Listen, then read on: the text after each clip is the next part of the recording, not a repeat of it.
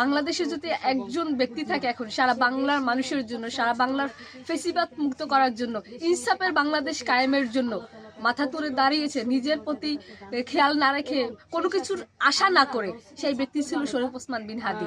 ইনকিলাব মঞ্চের মুখপাত্র শরীফ ওসমান হাদির মৃত্যুর খবর ছড়িয়ে পড়ার পর থেকেই তার গ্রামের বাড়ি ঝালকাঠির নলছিটি শহরের খাসমহল এলাকায় শোকের ছায়া নেমে এসেছে। বৃহস্পতিবার হাদির মৃত্যুর খবর শোনার পর থেকেই আত্মীয় স্বজনরা ছুটে আসেন বাসায়। ওসমান হাদির বাসায় বর্তমানে তার বোন মাসুমা সুলতানা বিন হাদি ও ভগ্নিপতি আমির হোসেন আছেন।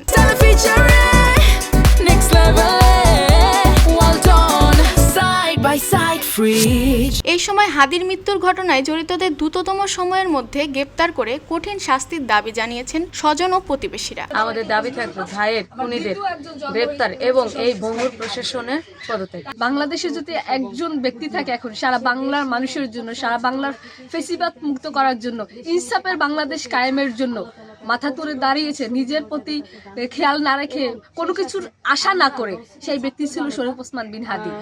সে সারা বাংলাদেশকে চেয়েছিল সাংস্কৃতিক একটা পদমর্যাদায় নিয়ে আসতে, সারা বাংলাদেশকে চেয়েছিল লুটতারাজ, স্বৈরাচার এইসবের বিরুদ্ধে গিয়ে বাংলাদেশ একটা সোনার বাংলাদেশ হিসেবে গড়ে তুলবে। সেই শরীফ ওসমান বিন হাদি ভাইকে ভেঙে দিয়েছে, মানে আমাদেরকে ভঙ্গুর করে দিয়েছে। কিন্তু এক হাদি মারা গেছে, আমরা হাজার হাজার হাদি তার কাছ থেকে শিক্ষা পেয়েছি যে আমরা দ্বিগুণ শক্তি হয়ে ফিরে আসবো ভবিষ্যতে, এবং হাদি ভাইয়ের যতক্ষণ না পর্যন্ত তাকে যারা হত্যা করেছে সেই হত্যাকারীর আইনের আওতায় আনা হবে এবং যে ফাঁসি কার্যকর করা হবে, ততক্ষণ পর্যন্ত আমরা রাজপথ ছাড়বো না।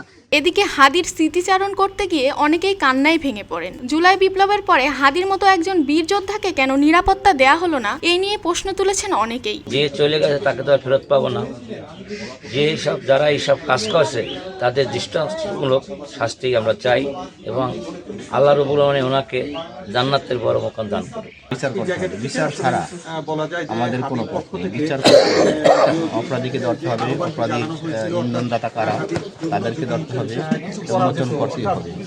এখানে আমরা পরিবারে একজন সদস্য হারাইছি, জাতি একজন বীর শ্রেষ্ঠকে হারাইছে। তো এভাবে আরও অনেক হাদি হয়তো জন্ম নেবে এক যুগে, কিন্তু কোনো হাদি যদি বেঁচে না থাকে তাহলে এই জাতি পথ হারাবে।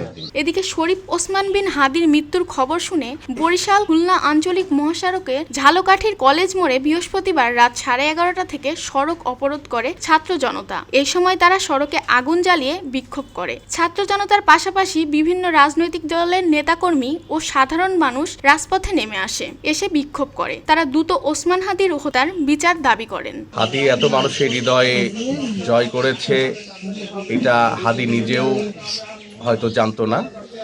আজকের হাদি ওসমান বিন হাদির অনুপস্থিতি আমরা হারে হারে উপলব্ধি করছি। আমরা মনে করি যে হাদির এই ত্যাগ, হাদির যে সাহসী বক্তব্য বাংলাদেশকে অনেক দূর এগিয়েছে এবং ভবিষ্যৎ সুন্দর একটি গণতান্ত্রিক সার্বভৌম বাংলাদেশের জন্য একটি মাইলফলক হবে।